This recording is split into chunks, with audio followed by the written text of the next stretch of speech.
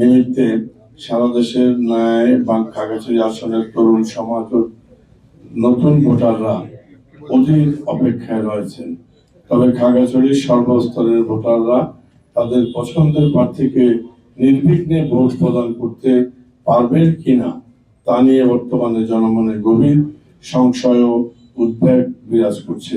খাগড়াছড়ি আসনের 203টি ভোট কেন্দ্রের মধ্যে বর্তমানে 121টি কেন্দ্র ঝুঁকিপূর্ণ ও 68টি কেন্দ্র অধিক ঝুঁকিপূর্ণ রেড মার্ক হিসাবে চিহ্নিত হয়েছে।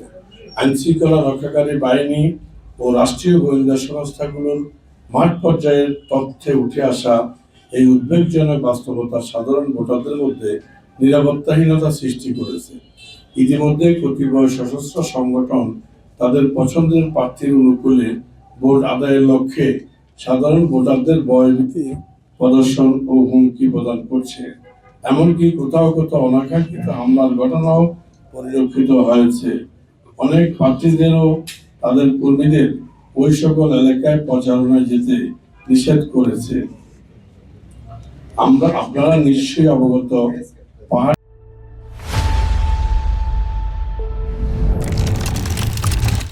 দীর্ঘ সময় যাবৎ সশস্ত্র সংগঠনগুলো অস্ত্রের মুখে কেন্দ্র দখল ও ভোটারদের ভয়ভীতি প্রদর্শন করে তাদের পছন্দের প্রার্থীর পক্ষে ভোট আদায় করে আসছে এবং 2018 ও 2024 সালের নির্বাচনে পাহাড়ের সশস্ত্র সংগঠনগুলো তৎকালীন আওয়ামী লীগ সরকারের আজ্ঞাবহ হয়ে দামি নির্বাচন সম্পন্ন করতে প্রত্যক্ষ ও পরোক্ষ সহযোগিতা করেছিল।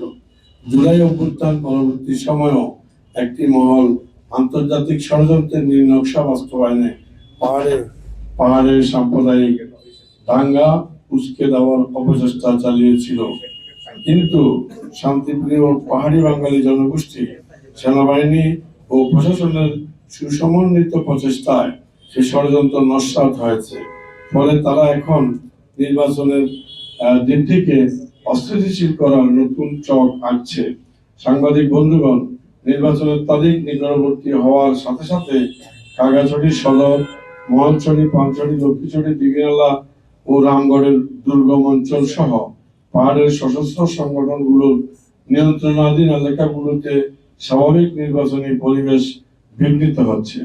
সশস্ত্র সংগঠনগুলো ভোটারদের সুনির্দিষ্ট স্বতন্ত্র প্রার্থীর পক্ষে